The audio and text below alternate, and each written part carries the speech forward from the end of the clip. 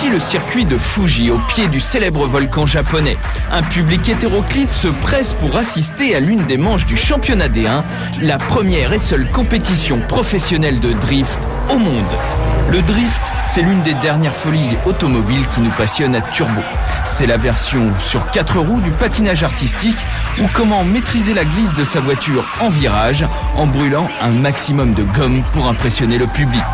Une discipline beaucoup plus compliquée qu'il n'y paraît et bien évidemment à proscrire sur la voie publique. Et pourtant, c'est bien sur les petites routes de campagne, à quelques kilomètres d'ici, qu'est né le drift voici une quinzaine d'années. Les jeunes venaient s'affronter sur les pentes du mont Fuji, souvent humides. C'est ainsi qu'ils ont développé le sens de la glisse et que les plus anciens ont fini par organiser un championnat officiel sur circuit, le D1. Une série qui devient de plus en plus médiatique au Japon et même au-delà des frontières. De nombreux médias font le déplacement et les meilleurs, comme Kazama, sont de véritables stars. Les voitures qui courent en D1 sont essentiellement nippones avec une surreprésentation des Nissan.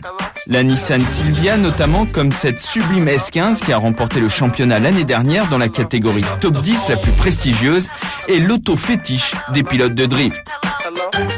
Mais la mythique Skyline GTR est aussi très présente et depuis quelques temps la 350Z. À côté de cela, les Toyota Supra, Mazda RX-7 et RX-8 ou même Subaru Impreza complètent un plateau varié et surtout coloré avec des décorations magnifiques, celles-là même qui ont inspiré les voitures des films comme Fast and Furious et des jeux vidéo comme Need for Speed Underground. Des voitures qui subissent une préparation spécifique, comme nous l'explique Benoît Tréluyer, un pilote français qui s'est installé au Japon pour courir en Super GT et qui se passionne pour le drift à ses heures perdues.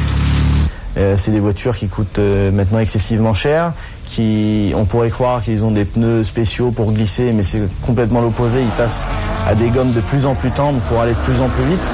Elles sont légères, il faut qu'elles soient propulsion, parce qu'avec une traction ça va pas être facile. Ensuite, ils ont un angle de braquage qui est beaucoup plus élevé qu'une voiture traditionnelle. C'est pour pouvoir récupérer la voiture quand elle est à 90 degrés. L'angle de braquage est incroyable, j'ai rarement vu ça. Mais la préparation de l'auto ne fait pas tout, il faut aussi un bon coup de volant et un bon grain de folie. Et qui dit championnat dit compétition, sauf qu'ici il n'y a pas de course, donc de premier ou de dernier. On retrouve donc l'analogie avec le patinage artistique, puisque les pilotes s'élancent les uns après les autres et sont notés sur un virage par des juges en fonction de leur vitesse de rentrée dans le virage, la qualité du drift, l'angle des roues avant et de la régularité dans la glisse. Les à-coups sont à proscrire, l'angle doit rester constant et les pneus dégager le plus de fumée possible. Des règles qui offrent un spectacle surprenant, voire fascinant, et qui assurent le succès du D1. Le D1 qui a aussi fait ses débuts aux USA depuis quelques années et pourrait bien s'installer prochainement en Europe.